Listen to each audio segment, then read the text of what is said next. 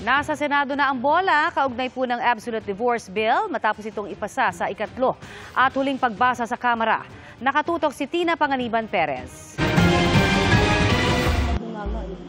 Pinilit daw si Mila, di niya tunay na pangalan ng nanay niyang magpakasal sa lalaki na kabuntis sa kanya kahit siya mismo ayaw. Tatlo ang naging anak nila na siya ring dahilan kung bakit nagdesisyon siyang mag-file para sa nullity of marriage.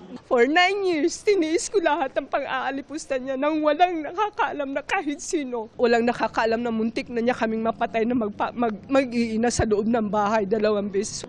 12 taon ang pending ang petisyon niya para sa nullity of marriage. Umabot na raw sa 300,000 pesos ang nagastos niya. Si Maria naman, di rin tunay na pangalan, nagdesisyong tapusin ang 10 taon nilang kasal ng mister niya dahil sa dinanas umano niyang pang-aabuso. Habang nakasama mo siya sa isang bubong doon makilala ang isang tao, I am mentally, physically, sexually abused.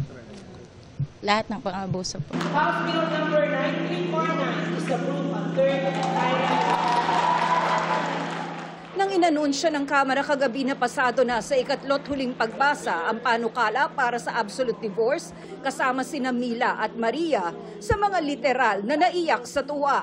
131 naman babatas ang pumabor sa panukala, 109 naman ang kontra, habang 20 ang nag-abstain. Sa panukala, kailangan magpetisyon para sa divorce ang isang kinasal o ang mag-asawa sa korte, gaya ng ginagawa sa legal separation, annulment of marriage at nullification of marriage. Papayagan lang ang absolute divorce pag di na talaga maisalba ang pagsasama.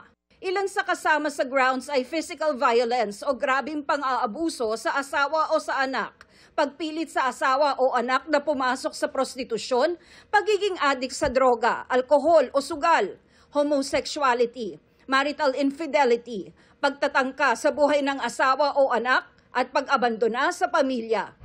Mas mura rin daw ito kaysa ibang paraan ng hiwalayan dahil tinatakda ng panukala na hanggang 50,000 pesos lang ang gagastusin ng nagpetisyon. Pero kung ang ari-arian ng petitioner ay hindi lalagpas ng 2.5 million pesos, pwede na siyang hindi pagbayarin ng kahit anong fee. Kapag na-file na ang petition for divorce, magkakaroon muna ng 60 araw na cooling off period kung saan pwedeng magkabalikan ng mag-asawa. Pag hindi na talaga, magsisimula ang pagdinig matapos ang cooling off period.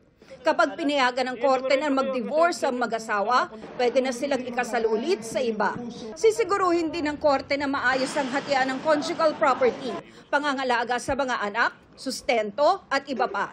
Pero kung mapapatunayan ng korte na isa sa mga ikinasal ay pinilit ng kanyang asawa na magpetisyon para sa divorce o kaya nagkuntsabahan ng mag-asawa, makukulong sila ng 5 taon at pagmumultahin ng 300,000 pesos. Pag hindi naman nagbibigay ng sustento, pwedeng pagmultahin ng 50,000 hanggang 200,000 pesos at pwede pang makulong. Sa buong mundo, tanging ang Pilipinas at ang Vatican na lamang ang mga estadong walang divorce law. This is half the battle won for us. So we're hoping na yung ating Senate po ay magkaroon din po ng heart, compassion para sa mga matatagal ng hiwalay.